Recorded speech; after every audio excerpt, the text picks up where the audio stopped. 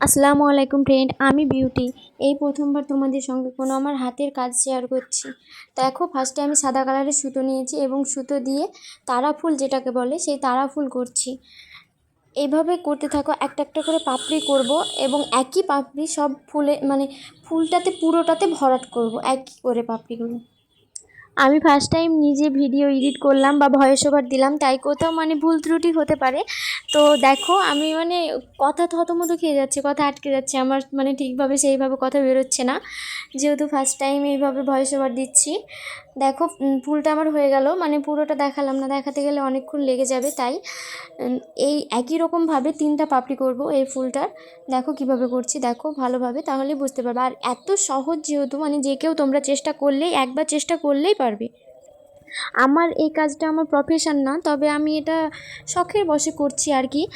আমি যেহেতু সেলাই সেই রকমভাবে কিছুই জানি না, কোনো দিন করিও নি, তো কোথাও ভুল ত্রুটি হতে পারে। যদি ভুল হয় তো কমেন্ট করবা এবং আমি সেটা শুধরে নেওয়ার চেষ্টা করব দ্বিতীয় ভিডিও থেকে। আমি যেহেতু ভিডিওটা জানালার পাশে বসে এডিট করছি, তো কোথাও গাড়ির শব্দ হতেই পারে বা শুনতেই পারো তোমরা, সেটাকে প্লিজ ইগনোর করো, কোনো কিছু মাইন্ড করো না। এবার দেখো, ফুলের মাঝে ফ্রন্ট নট স্টিচ যেটাকে বলে গিট সেলাই, সেটা দিব এবং সেটা কমলা কালারের সুতো দিয়ে দিচ্ছি। দেখো, এইভাবে পুরো ফুলটার ভিতরে দিব এবং যেটা 3 পাপড়ির ফুল আছে সেখানেও দেব। এবার একটা হলুদ কালারের সুতো নিয়ে গাছের ডালপালাগুলো করে নেব। গাছের এই ডালপালা যে সেলাইটাতে আমি করছি, এই সেলাইটার নাম হচ্ছে ডাল ফোর স্টিচ বলে। আর ইংলিশে কি বলে আমি সেটা জানি না, বাংলাতে ডাল ফোর স্টিচ বলে। দেখো কিভাবে করছি, সুইটাকে আঁকাবাঁকা করে ফুললেই ডাল ফোর স্টিচটা হয়ে যাবে। একবার চেষ্টা করে দেখবা বাড়িতে কোনো কাপড় নিয়ে, তাহলে বুঝতে পারবা কিভাবে হবে, তাহলে ভালোভাবে বুঝতে পারবে। এবং ডালগুলো পুরো সেলাই হয়ে গেলে আমি পাতার কাজে চলে যাব। এবং দেখো, আমি পুরো সেলাইটা দেখাচ্ছি না ভিডিওতে দেখাতে গেলে ভিডিওটা অনেক বড় হয়ে যাবে।